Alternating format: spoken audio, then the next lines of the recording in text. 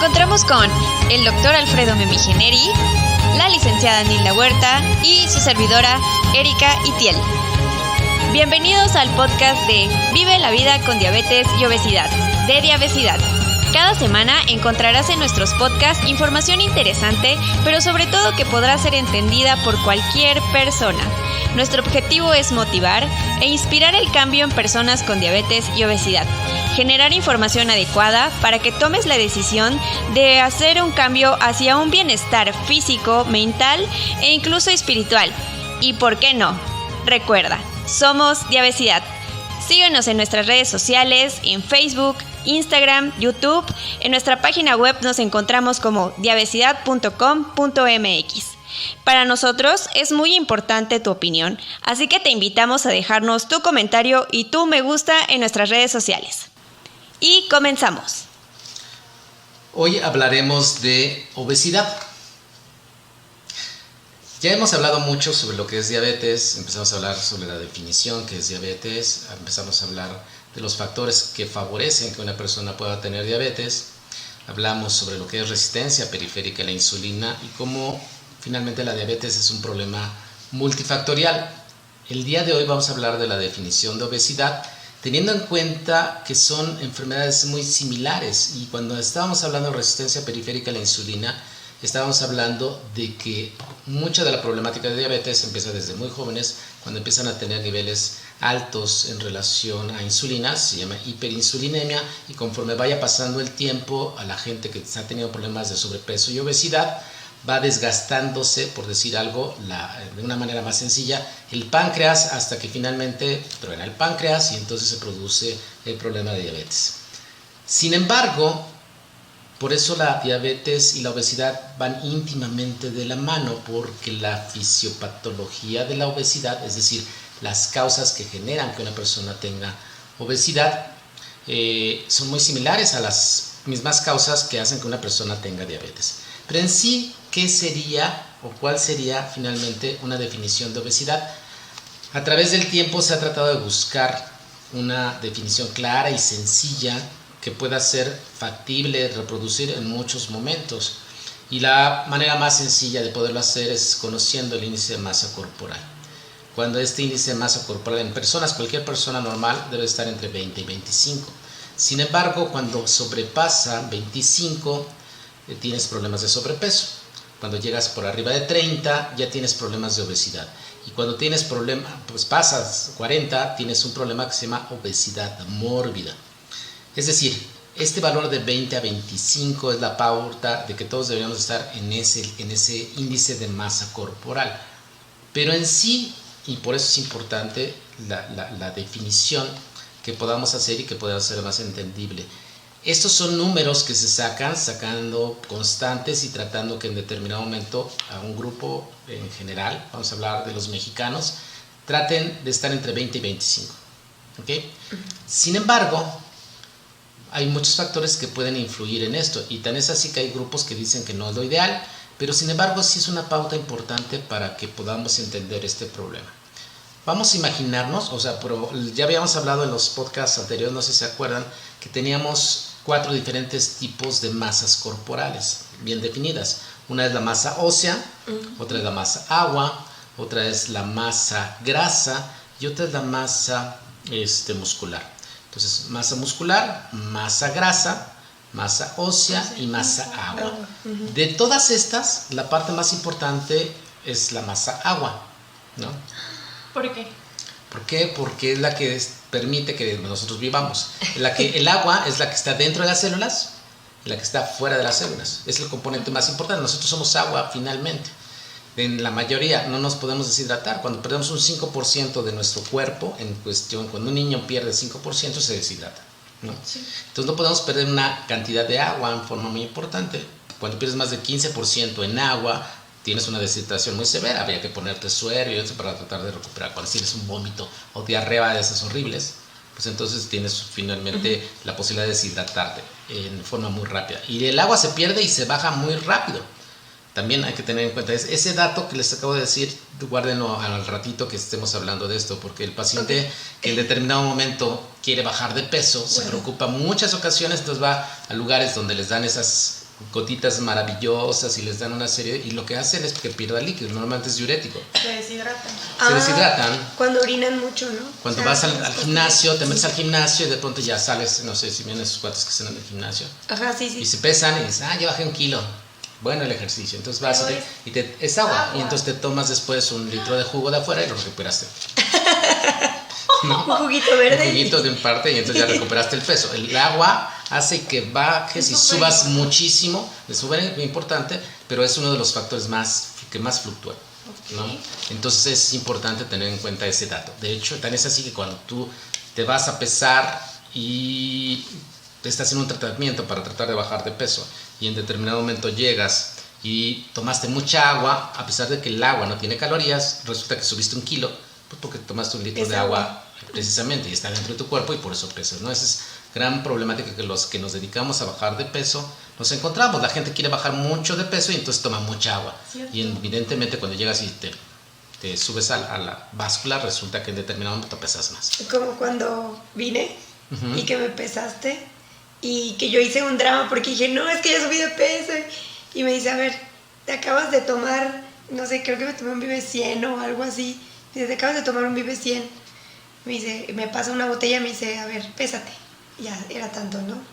Y luego me dice, ahora vuélvete a pesar, pero con la botella. Y me dice, ahí está. Dice, eso es lo que subiste, es lo que te tomaste. Y además era la parte donde, por desgracia, la gente que quiere bajar de peso se dedica mucho y se enfrenta a que la báscula es el principal enemigo para vencer. Y no se quiere a veces ni pesar, cierran los ojos y yo tengo pacientes que no quieren ni ver finalmente la parte de la báscula, ¿no? En esa parte. Entonces, el problema radica en que somos agua. En un 60 o 75%, dependiendo de nuestra edad, los niños son más agua que los ancianos, pero tienen finalmente hasta el 75% de tu peso es agua. Vamos a poner un ejemplo, que a lo mejor puede ser hasta cierto punto entendible, sería más sencillo. Si yo tengo una persona que pesa 70 kilos, ¿ok? ¿Cuánto sería más o menos el peso en agua, considerando que pudiera ser un 70% de agua? Hasta 49 kilos. De esos 70, 49 kilos pueden ser de agua. ¿Y en serio? Sí, claro, 49 kilos de pura agua. ¿Y eso es lo normal? Pues sí, sí es lo normal. O sea, estás hablando de que finalmente esa es una parte muy importante. Agua, somos agua. Después tenemos otro componente importante que también pesa, que es el hueso. No sé si han oído hablar de esa persona, tienen los huesos muy anchos y entonces por eso pesa mucho. ¿No? Por eso soy por eso más gordita, porque soy de huesos anchos. De huesos anchos, así dicen las personas. Aquí, sin embargo, la cantidad de hueso, a pesar de que el hueso pesa, de todas maneras, el hueso también tiene cierta cantidad de grasa en su interior, en las gentes más grandes, pero finalmente, pues, si quitáramos nada más la parte misma en cuestión del puro hueso, hablando, sería aproximadamente un 1.5 hasta un 2% de hueso. O sea, no es mucho. Es muy poquito, ¿no? Por eso el viejito está puros huesos y pesa de todas maneras, ¿no? O sea, pesa con otras cosas, o sea, finalmente dentro lo que pudiera ser, eso es real. Okay, entonces, es un hecho de que no podemos quitarle peso a una persona en agua, tampoco podemos quitarle peso en óseo. No lo puedes llevar a osteoporosis, no lo puedes llevar a deshidratación. Claro. Entonces, nada más tenemos otros dos componentes, la masa grasa y la masa muscular. Lo que medimos con el índice de masa corporal es el índice de masa grasa. Cuando tú dices, vamos a hablar de una persona que mide 1,60, como es un parámetro probablemente muy común en México. Dices, una persona mide 1,60. ¿Cuánto debería ser su peso ideal? Hay fórmulas complicadas de vaina, o sea, hay muchas que a lo mejor puede ser más sencillo poderlo manejar. Pero sin embargo, un parámetro es decir, ok, si mide en determinado momento 1,60, debería estar más o menos en 60 kilos más menos 3. Entonces, es decir, entre 58 kilos y 63, ese sería más o menos el peso ideal. Tu rango. Más o menos el rango. ¿Sí se dan cuenta? Sí. Ese sería hasta cierto punto decir, si no me quiero meter en muchas cuestiones matemáticas, diría, pues en esos rangos pudiera ser. Una persona que mide 1,50, pues estaría aproximadamente entre 53 y 47 kilos. Una persona que mide 1,80, pues más o menos entre 83 y 78. Y las mujeres tienen que tener menor proporción. Siempre dicen, las mujeres tienen que ser menos, ok, es importante. Pero si realmente vamos a lo que es el índice de masa corporal, la fórmula para sacar el índice de masa corporal es hasta cierto punto sencilla. Yo saco, por decir algo, 1,60 es 1.6. Y ese 1.6 lo multiplico por ese mismo 1.6, ¿ok? Y me da 256. Entonces, una persona que pesa 60 kilos y lo divido finalmente entre ese 256, me va a dar un índice de masa corporal de 23.43. Es decir, entre 20 y 25. Entonces, estamos hablando de una persona que mide unos 60 y pesa 60 kilos, está bastante normal. Pero si bajamos ese mismo, por ejemplo, y en lugar de pesar 60 kilos, pesa 70 kilos con ese 1.60 también, su índice de masa corporal, entonces va a modificar, el 2.56 lo tiene, pero los 70 lo divido entre 2.56 y ya su índice de masa corporal tiene 27.34 más o menos. Estás hablando que ya tiene sobrepeso, Sí. porque fueron 10 kilos más de los que debería de manejar, ¿no?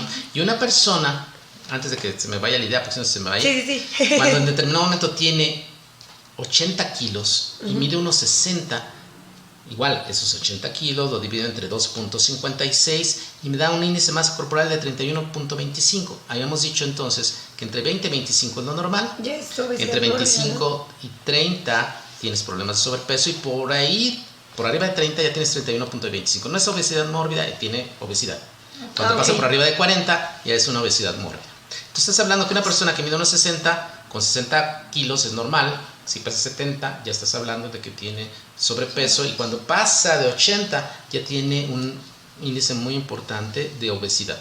Entonces la obesidad como tal no es nada más la parte de que veas estéticamente gordito. Sí. Implica un proceso inflamatorio extraordinariamente severo en forma general. Si nos vamos después a hablar de la fisiopatología, nos daremos cuenta que igual que la diabetes, la obesidad es un proceso inflamatorio crónico. Ya me surgieron varias preguntas. Va. Es que estos datos son para mujer y hombre, o sea, hombre y mujer, o podemos manejarlo decías? más o menos igual. Evidentemente la grasa corporal que tiene la mujer también cuesta trabajo, por eso mucha gente dice, es que el hombre baja de peso así y la mujer baja de peso muy lento. ¿Por qué? Porque las hormonas del hombre están hechas para hacer músculos y las hormonas de la mujer están hechas para hacer grasa. Y entonces ahí es finalmente un punto muy importante, porque cuando yo quiero bajar de peso estoy luchando contra la misma grasa que mis hormonas están haciendo para que yo pueda tener finalmente un buen busto, una buena cadera. Va relacionado con la mayor cantidad de grasa. También es importante. El hombre no, el hombre, su metabolismo está hecho finalmente para hacer músculo.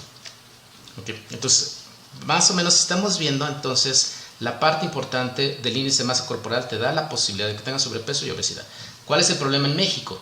En México existen muchísimos gorditos y tienen finalmente una gran cantidad, más de 26 millones de personas en este país tienen problemas de sobrepeso. Sí.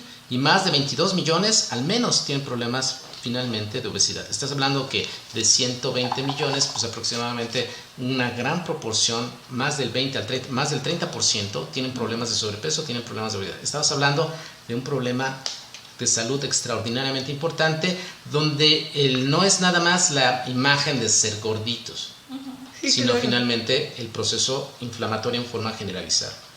Y eso va siendo con forma progresiva. Pero proceso inflamatorio es ¿a qué se refiere? O sea, A que hay una respuesta inflamatoria crónica, tanto en la diabetes como en el hombre, para hacer procesos inflamatorios. Voy a poner un ejemplo así rápido, porque se nos acaba el tiempo y por desgracia ya vamos por ahí de los 12 minutos. Sí. Un punto importante, por ejemplo, es la gente que hace hígado graso. El hígado graso se va haciendo finalmente conforme va pasando el tiempo. La gente sube, baja de peso, sube, baja de peso, sube, y lo que va haciendo es que el hígado se va llenando de grasa. Llega un momento en el que el proceso inflamatorio de desinflamarse, va siendo un proceso inflamatorio. Y muchas mujeres dicen, oye, tiene cirrosis, nunca tomó ni una copa. Sí, pero estuvo gorda toda su vida. Sí. Y entonces el hígado graso degeneró finalmente a que hiciera un proceso inflamatorio importante que lo llevara a la parte de cirrosis o problemas incluso de cáncer. Sí, como un ejemplo podría ser, por ejemplo, mi abuelita nunca fue ni de que se despachara todos los días aquí con sus alcoholitos, pero siempre, toda su vida tuvo sobrepeso. Exacto. Siempre tuvo sobrepeso y al final ya tenía obesidad. Y al final terminaron diciendo, tienes cirrosis. Y así como, pero ¿por qué ¿De no? dónde salió la cirrosis y nunca tomó alcohol? Precisamente porque tenía hígado graso. Y hay uno de los problemas más importantes. Volvemos otra vez a la problemática. Hígado graso, tienes corazón graso, tienes presencia finalmente de grasa dentro de las arterias, haces arteriosclerosis, más fácil que tengas problemas cardíacos, más fácil que tengas problemas cerebrales, más fácil que tengas, o sea, si tomamos en cuenta una persona que tiene sobrepeso en forma muy importante, no nada más es que tenga esas piernas que sostengan y que tengan problemas en las rodillas, que tengan problemas en los tobillos, que tengan problemas en la cadera, o sea, si yo les platicara, nos podemos llevar mucho rato, pero yo les puedo decir a doña Yola, que está en el cielo, es una paciente que finalmente esa obesidad es mórbida, la señora, enorme doña Yola, y me decía, doctor, es impresionante cómo no me podía rascar la espalda. Ah, ok. ¿Y sabes cuál es de tal obesidad? Y para bañarse se tenía que sentar en una silla para poderse lavar los genitales y la parte donde se hace el pliegue, porque se le llaman de hongos. Sí. Entonces, en el momento que ese pliegue de tanta grasa se pegaba con la otra parte de la grasa y generaba finalmente problemas importantes, se hacían problemas de micosis. Entonces, para poderse lavar los genitales se tenía finalmente que sentar en una silla para poderlo hacer. Hablando, por lo tanto, es un problema no nada más de tipo corporal, es un problema también psicológico. Pacientes que me decían, yo no me puedo bañar enfrente del espejo, tengo que apagar la luz porque me da vergüenza verme en el espejo. O sea, imagínate la parte psicológica de que tengas que estar bajo esas situaciones. La parte social, el clásico gordito que lo están desde chiquitos, los primeros países con obesidad infantil. O sea, las mamás, bueno, los padres creen que por tener un niño gordito es un niño sano. Y es como es que come de todo y come súper bien y se acaba todo y hasta dobla platillo y todo. Y entonces estamos hablando que es un problema biológico, psicológico, social e incluso espiritual, como bien dices en la parte de la introducción. Entonces la diabetes y la obesidad van de la mano porque tienen un problema bien importante, resistencia periférica a la insulina. Ya hablamos de resistencia periférica a la insulina, chéquense el podcast y se darán cuenta de cómo son muy similares el problema de diabetes, el problema de obesidad, y por eso estamos hablando de obesidad. Otra vez se nos acabó el tiempo. Ok, pues bueno, esperamos que la definición de la obesidad les haya quedado claros y que chequen el podcast anterior para que también vayan de la mano, sepan lo que es resistencia periférica a la insulina y lo complementen y puedan tomar una mejor decisión. Yo te puedo decir que no podemos tener un paciente que esté bien controlado de la diabetes si no está en su peso corporal ideal. Sí, ¿Cómo ves? Claro. Y que en casa hagan el ejercicio, ¿no? De calcular su índice de masa corporal. Para ver, pues sí, yo a veces cuando les doy clases a los alumnos les digo, a ver, ¿cuántos de todos los que estamos aquí en escuelas de medicina, cuántos son gorditos, cuántos tienen problemas de obesidad, cuántos tienen problemas de dislipidemias, cuántos tienen colesterol, triglicéridos elevados? O sea, eso que es información pura y básica que deben de manejar, muchos estudiantes de medicina no la manejan. Imagínate lo que es finalmente la población en general. Sí, claro. Y para eso sirve el podcast. Así es, para que puedan tener mayor información. Les agradecemos, síganos por favor en nuestras redes sociales, en Facebook, Instagram, YouTube, ahora ya síganos por Spotify. Claro. Y denos like. Exacto. Y déjenos esto. sus comentarios, por favor, déjenos sus comentarios para que nosotros podamos seguir haciendo podcast para ustedes. Gracias a ustedes. Gracias.